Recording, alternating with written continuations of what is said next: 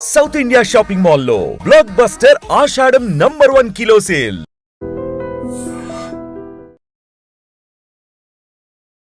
నమస్తే, welcome to iDream social spotlight with Kavitha. Kerala nurse Nimisha ప్రియాకి Yemen లో ఉరిశిక్ష విషయం అనేది సంచలనమైనటువంటి వార్తగా మారింది. ఇప్పటికైతే వాయిదా వేస్తున్నట్టుగా యమన్ ప్రభుత్వం అనౌన్స్ చేసింది. యాక్చువల్ గా విదేశాలకు వెళ్ళినప్పుడు మనం ఎలా వ్యవహరించాల్సినటువంటి అవసరం ఉంటుంది, అందులోనూ పర్టికులర్ గా ముస్లిం కంట్రీస్ లో, మిడిల్ ఈస్ట్ లో మనం ఎంత జాగ్రత్తగా ఉండాలి. మనతో పాటుగా ఉన్నారు సిబిఐ మాజీ జేడి లక్ష్మీనారాయణ గారు. సార్ నమస్కారం. సార్ నమస్తే కవిత గారు.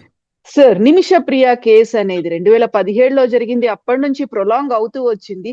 లాస్ట్ మినిట్ లో ఏం జరుగుతుంది, ఏదైనా మిరాకిల్ అవుతుందా అనుకున్నప్పుడు మనం కోర్టు దాకా వెళ్ళాము, ప్రభుత్వాలు ఇన్వాల్వ్ అయ్యా, అక్కడ ఉన్నటువంటి మత పెద్దలు ఇన్వాల్వ్ అయ్యారు. అయితే ఇప్పుడు తాత్కాలికంగా వాయిదా పడింది.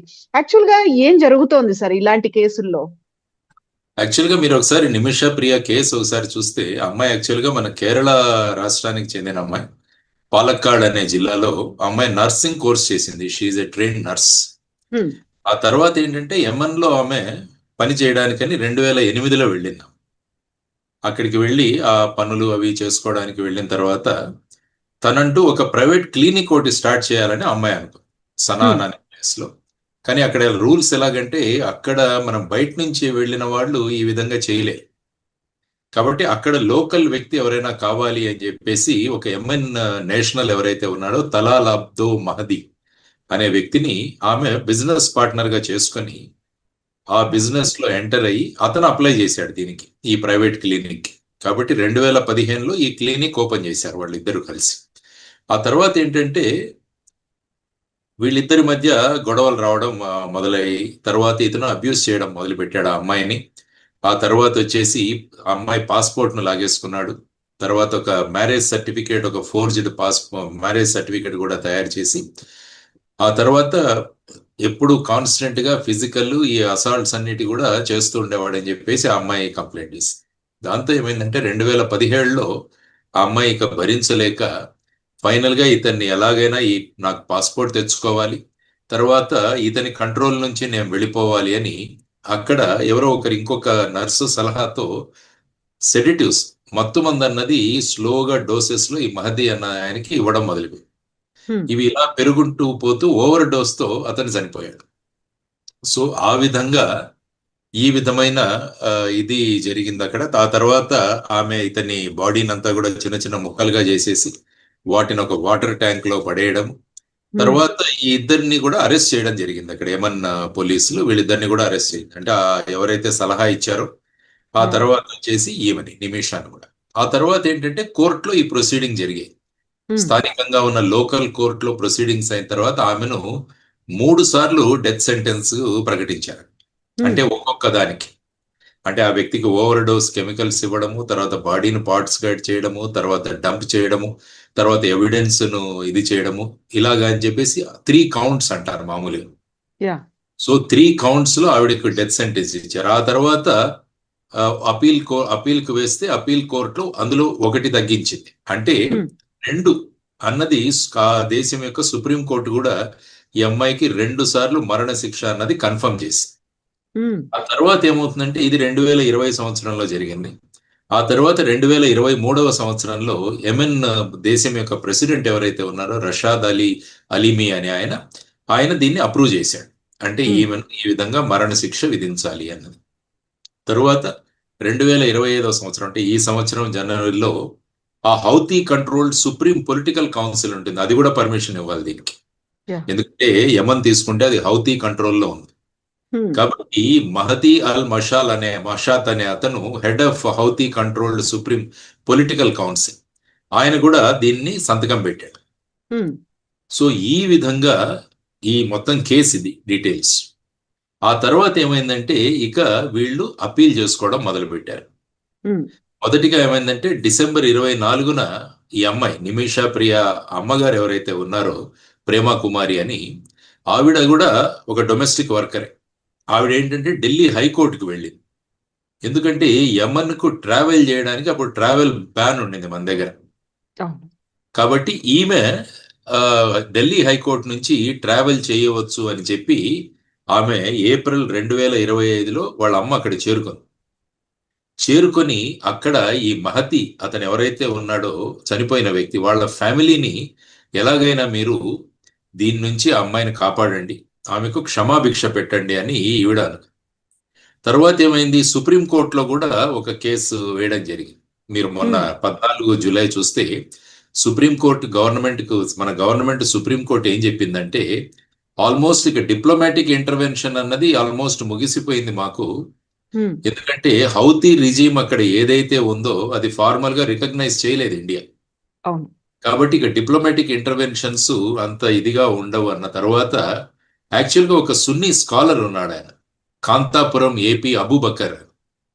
ఆయన ముందుకొచ్చాడు, వచ్చి యెమెన్ లో ఉన్న అథారిటీస్ తో ఆయన మాట్లాడి దీన్ని పోస్ట్పోన్ చేయించాడు అనమాట. ఆ తర్వాత 16 జూలై ఆ రోజు ఈ పోస్ట్పోన్మెంట్ అనేది కన్ఫర్మ్ అయింది. మనకంటే ఈరోజు పోస్ట్పోన్ కన్ఫర్మ్ చేసి కొంత ఎక్కువ సమయం ఇంకొన్ని రోజుల తర్వాత దీని మీద నిర్ణయం తీసుకుంటాము అన్నది వాళ్ళు చెప్పింది. అంటే దేనికి పోస్ట్పోన్మెంట్ చేశారంటే అక్కడ ఒక పదం ఉంది, దాని పదాన్ని ఏమంటారంటే దియా అంట. అంటే అక్కడ 2 రకాలుగా ఉన్నాయి. మీరు యాక్చువల్ గా అక్కడ ఉన్న చట్టాన్ని ఒకసారి చూస్తే దాన్ని షరియా లా అంటారు. షరియా లా అంటే ఏంటంటే షరియాకు మీరు లిటరల్ మీనింగ్ తీసుకుంటే correct path or the way, అంటే మార్గం ఏంటి, సరైన మార్గం ఏంటి అన్నది షరియా యొక్క ట్రాన్స్లేషన్. యాక్చువల్ గా ఇది ఖురాన్ నుంచి తరువాత హదీత్ నుంచి, ఈ రెండిటి నుంచి ఈ షరియా అన్నది ఏర్పడింది అనమాట. అంటే ఖురాన్ తర్వాత హదీత్ అంటే ప్రాఫెట్ మహమ్మద్ ఏదైతే చెప్పారో తర్వాత వారి యాక్షన్స్ ఏవైతే ఉన్నాయో వీటన్నిటిని హదీత్ అంటాం. ఖురాన్ అన్నది డైరెక్ట్ గా అల్లా నుంచి వచ్చిన పలుకులు అన్నది ఖురాన్ నమ్మతం. సో ఈ రెండిటి ద్వారా ఈ షరియా అన్నది ఏర్పడింది అనమాట. సో ఇప్పుడు ఈ షరియా నుంచి వచ్చిన దాంట్లో 2 ఉన్నాయి. ఒకటి ఏంటంటే ఖిసాస్ అంటారు, రెండవది వచ్చేసి దియా. ఈ 2 పదాలు మనకు తెలియాలి. ఖిసాస్ అంటే ఏంటంటే ఐ ఫర్ ఐ, అంటే మా వ్యక్తిని వీళ్ళు చంపారు కాబట్టి ఆ వ్యక్తిని కూడా చంపాలి అన్నది మొదటి ఇది. రెండవది వచ్చేసి దియా అంట.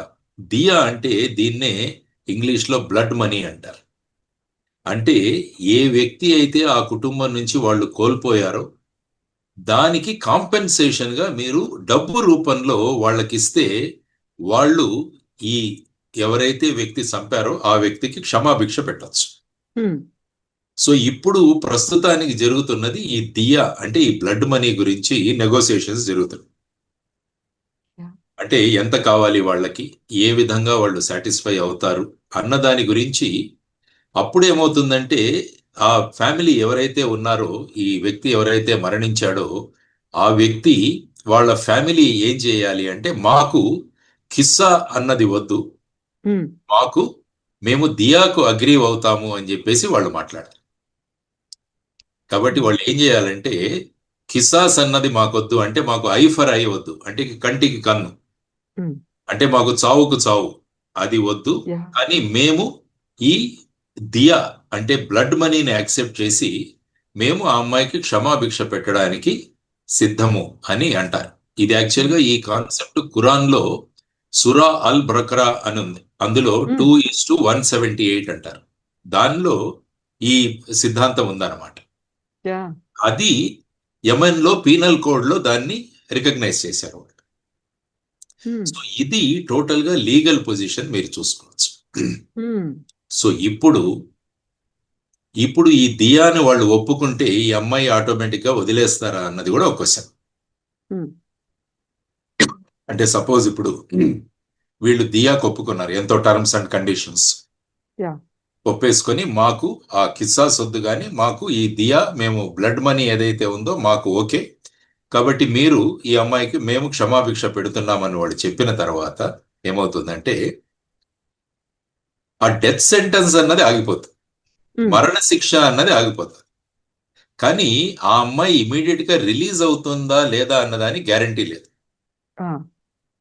అప్పుడు కోర్టులు ఏంటంటే దీన్ని తీసుకుని, ఎందుకంటే ఆ వ్యక్తి అయితే చనిపోయాడు, ఆ అమ్మాయి చేతిలో ఒక నేరం అయితే చేయబడింది, ఆ నేరం వల్ల ఒక వ్యక్తి చనిపోయాడు, ఆ వ్యక్తి యొక్క కుటుంబం ఈ అమ్మాయి దగ్గర నుంచి కాంపెన్సేషన్ తీసుకొని ఈ అమ్మాయికి డెత్ సెంటెన్స్ వద్దు, ఐ ఫర్ ఐ వద్దు, అన్నది ఉమ్, వాళ్ళు చెప్పిన తర్వాత అప్పుడు ఈ కోర్ట్స్ ఏం చేస్తాయంటే దీని గురించి మళ్ళా ఒకసారి చర్చించి మరి ఆ అమ్మాయిని జైల్లో పెట్టాలా లేకుంటే రిలీజ్ చేయాలా అన్నది వాళ్ళు నిర్ణయిస్తారు. ఉమ్, కాబట్టి ఇది మళ్ళా కోర్ట్స్ మీద ఆధారపడి ఉంటుంది. అంటే మరణశిక్ష అన్నది వాళ్ళు ఆపగలరు ఆ ఆ, కుటుంబం, కానీ ఆ అమ్మాయికి జైలు శిక్ష అన్నది ఆపే అధికారం వాళ్లకు లేదు. ఉమ్, ఉమ్, ఆ జైలు శిక్ష అన్నది నిర్ణయించేది అక్కడున్న స్థానిక కోర్టు. ఇప్పుడు యాక్చువల్గా మీరు ఒకసారి సౌదీ అరేబియాలో కేసు జరిగింది ఇంతకుముందు. అతని సార్. పేరు అబ్దుల్ రహీం అని, అతను కూడా కేరళ అతనే. ఉమ్, అతను కూడా ఈ విధంగా మరణశిక్ష విధించబడింది. అతను బ్లడ్ మనీ పే చేసి ఆయన మరణశిక్ష నుంచి తప్పించుకున్నాడు, కానీ ఐ థింక్ సుమారుగా 20 సంవత్సరాల శిక్ష పడింది అతనికి, జైలు ఉమ్, శిక్ష. యావజ్జీవ కారాగారం. అలాగా ఇప్పుడంటే ఉమ్, ప్రస్తుతం ఇంతకుముందు ఎలా ఉండేదంటే యావజ్జీవ కారాగారం అంటే 14 సంవత్సరాలు ఉండేది. ఇప్పుడు కొత్తగా యావజ్జీవం అంటే వాళ్ళు జీవితం బతికినంత వరకు జైల్లోనే ఉండాలి, అది యావజ్జీవం ఇప్పుడున్న ఇది ప్రస్తుతం. ఉమ్, ఉమ్, కాబట్టి ఇప్పుడు కోర్టు సెంటెన్స్లు కూడా చెప్పండి, ఈ sentence to life imprisonment till he lives అంటారు. ఆ విధంగా ఈ మధ్య సెంటెన్స్ ప్రకటించబడుతుంది. యా. కాబట్టి ఇప్పుడు ఈ అమౌంట్ ఎంత అన్న దాని గురించి కూడా చర్చలు జరుగుతాయి వాళ్ళ మధ్య. అంటే ఇది కోర్టు మ్యాండేటెడ్ కాదు, ఇది బయట జనరల్ జరగాల్సింది ఇది. బయట జరగాల్సిందే, అవుట్ ఆఫ్ ది కోర్ట్ ఇది జరిగేది. అంటే ఆ వ్యక్తి యొక్క సోషల్ స్టేటస్ ఏంటి, ఆ వ్యక్తి జీవించి ఉంటే ఎంత అమౌంట్ సంపాదించేవాడు, అంటే అతని ఆదాయం ఎంత ఉండేది, తర్వాత ఆ దేశంలో ఉన్న కస్టమరీ నామ్స్ ఏవైతే ఉంటాయో, పద్ధతులు ఏవైతే ఉంటాయో ఈ విధంగా నిర్ణయిస్తారన్నమాట. ఉమ్, నిమిషా వాళ్ళు యాక్చువల్గా ఏంటంటే ఒక $1 మిలియన్ వాళ్ళు ఇవ్వడానికి సిద్ధమవుతున్నారని చెప్పేసి క్రౌడ్ ఫండింగ్ ద్వారా అని ఒక మనం వార్తలు వింటున్నాం. ఉమ్, ఒక $1 మిలియన్. సో ఆ విధంగా ఇవ్వడానికి క్రౌడ్ ఫండింగ్ ద్వారా ఈ ఫ్యామిలీకి నిమిషా యొక్క కుటుంబం సిద్ధమవుతుందని చెప్పేసి వాళ్ళు అన్నారు. బట్ వాళ్ళు ఇప్పటికైతే యాక్సెప్ట్ చేయలేదు, కానీ వాళ్ళ మధ్య చర్చలు జరుగుతుండడం, తర్వాత ఈ అబూబకర్ అన్న ఆయన ముందుకు రావడం, ఆయన యొక్క మధ్యస్థిత్వం వల్ల ఇది పోస్ట్పోన్ అయింది ప్రస్తుతానికి. సపోజ్ ఈ చర్చల తరువాత వాళ్ళు మాకు దియా యాక్సెప్టబుల్ కాదు అంటే మళ్ళా ఖిసాస్ అమల్లోకి వస్తుంది, అంటే ఐ ఫర్ ఐ, ఉమ్, అంటే ఉమ్. అమ్మాయికి మళ్ళా మరణశిక్ష. కాబట్టి ఇప్పుడు రాబోయే కాలంలో ఈ రెండు కుటుంబాల మధ్య ఎలాంటి చర్చలు జరుగుతాయి, ఆ తరువాత వాళ్ళు ఏ విధమైన నిర్ణయాలు తీసుకుంటారు అన్న దాని గురించి ఆలోచించాల్సిన అంశం. సార్, ఇప్పుడు కిసాస్, దియా అనేవి కేవలం మనం అనుకుంటున్నట్టుగా ఇస్లామిక్ కంట్రీస్ లోనే ఉన్నాయా, మిడిల్ ఈస్ట్ లోనే ఉన్నాయా, మిగతా దేశాల్లో కూడా ఇలాంటి క్షమాభిక్ష అవుట్ సైడ్ కోర్టు చర్చించుకోవచ్చు, కంపెన్సేషన్ ఇవ్వచ్చు అనేది? షరియా ఎక్కడైతే అమలవుతుందో ఆ సుమారుగా 50 దేశాలు ఉన్నాయి. ఇలాగా ఉమ్, 50 దేశాలలో ఈ షరియా అన్నది అమల్లో ఉంటుంది. అంటే షరియా అన్నది నేను ఇంతకుముందు చెప్పినట్టు ఖురాన్ నుంచి మరియు హదీత్ నుంచి తీసుకొని వాళ్ళ పీనల్ కోడ్ నిర్ణయిస్తుంది అనమాట. అంటే దానికి మూలం ఇవి, షరియా మూలం. ఆ మూలం నుంచి వీళ్ళు పీనల్ కోడ్ నిర్ణయిస్తారు. ఆ పీనల్ కోడ్లో ఈ విషయాలన్నీ కూడా పొందుపరుస్తారు అనమాట. అంటే కిసాస్, దియా ఇవన్నీ కూడా అందులో పొందుపరచడం జరుగుతుంది. ఆ రకంగా ఈ విధమైన కాంపెన్సేషన్స్ జరుగుతుంటాయి అన్నమాట.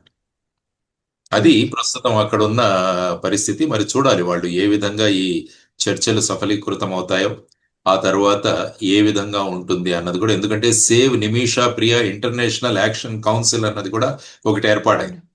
అవును సార్. శామ్యుల్ జిరోమ్ భాస్కర్ అనే ఆయన మెయిన్ నెగోషియేటర్. సో ఆ విధంగా ఈ అమ్మాయిని ఉరిశిక్ష నుంచి తప్పించాలి అన్నది మొత్తం ఇంటర్నేషనల్ లెవెల్లో ఒక యాక్షన్ కౌన్సిల్ కూడా ఏర్పడింది. సో ఆ విధంగా ఏంటంటే మన డిప్లొమాసీలో ప్రాబ్లం ఏంటంటే ఈ యెమెన్ లో హౌతీస్ ఉన్నారు, కానీ అది ఎక్కడ ఇంటర్నేషనల్లీ రికగ్నైజ్డ్ కాదు.